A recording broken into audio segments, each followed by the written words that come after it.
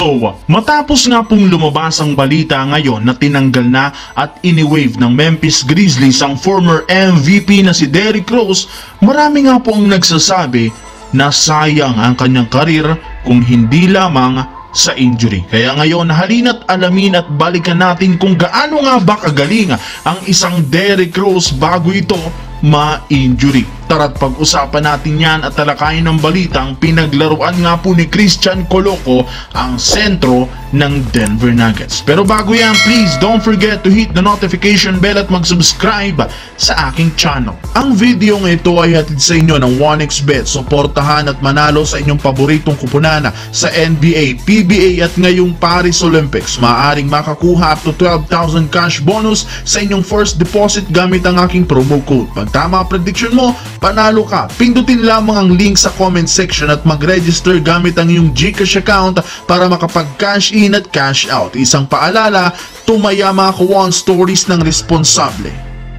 Ginulat nga po mga Kawan Stories ng Memphis Grizzlies ang buong NBA matapos ilabas ni Shams ang balita na opisyal na nga pong tinanggal ng front office ang veteranong superstar na si Derrick Rose kahit meron pa itong natitirang 1 taon sa kanyang kontrata. Pero ayon sa iba pang inilabas na detalye, mismong si Derrick Rose na ang nag-agree sa pagtanggal sa kanya. Para nga sa inyong kaalaman, sa inaasahan nga pong pagbabalik ni Ja Morant, hindi na nga po garantisado ang kanyang role at ang kanyang playing time dahil sa parati nitong nadadali sa injury. Ibang-iba nga po ang trato sa kanya ng mga sinasalihang team, hindi kagaya noong nasa prime years pa ito. Sa katunayan, bago siya magtamo ng sunod-sunod na injury, siya muna ang isa sa mga pinakamagaling na malalaro matapos siyang parangalan bilang pinakabatang player na nakakuha ng MVP award. Tinalo nga po niya ang ilang mga legends at hanggang ngayon, wala pa rin namang nakakabasag sa record nito. Mag-isa nga po niyang binuhat noon ng Chicago Bulls para maging number 1 team sa Eastern Conference at mag-isa niyang kinalaban sa playoffs ang super team na binuo ni LeBron sa Miami Heat at maging sa Cleveland Cavaliers. Si Derrick Rose nga po ang literal nagbubuhat noon sa Chicago Bulls at napatunayan nga nila yan gayong matapos nga pong magtamo ito ng unang malalang injury sa tuhod.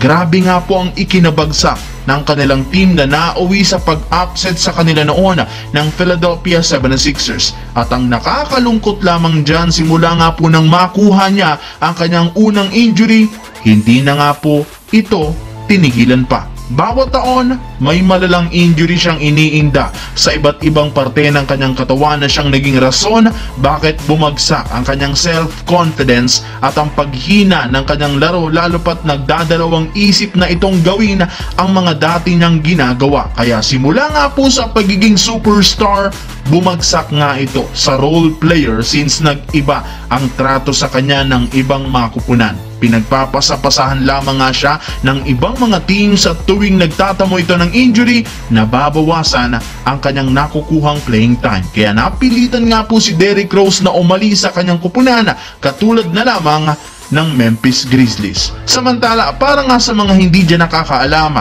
October 1, gaganapin ang Media Day ng Los Angeles Lakers kung saan magkakaroon dito ng picture taking at interview sa halos lahat ng mga players at bagong head coach, syempre sa kanilang general manager na rin na si Rob Pelinka. Gagawin yan bilang umpisa ng kanilang training camp at bago pa man gawin ng Lakers ang kanilang Media Day, sinabi na nga po ni Coach JJ Redick mas pipiliin nga nitong frontcourt tandem ni na Christian Coloco at Anthony Davis. Nakita nga po ni Redick kung gaano kahusay at kalaki ang potensyal ni Coloco matapos nitong panisin at paglaruan ng veteranong sentro ng Denver Nuggets na si DeAndre Jordan sa isang one-on-one. Wala nga pong panama si Jordan sa defense at mid-range shooting ni Coloco, handang-handa na rin naman ready maglaro para sa Lakers. Maayos na rin naman nga po ang katawan nito matapos siyang payagan ng kanyang mga doktor, sadyang hinihintay lamang nito ang clearance ng NBA.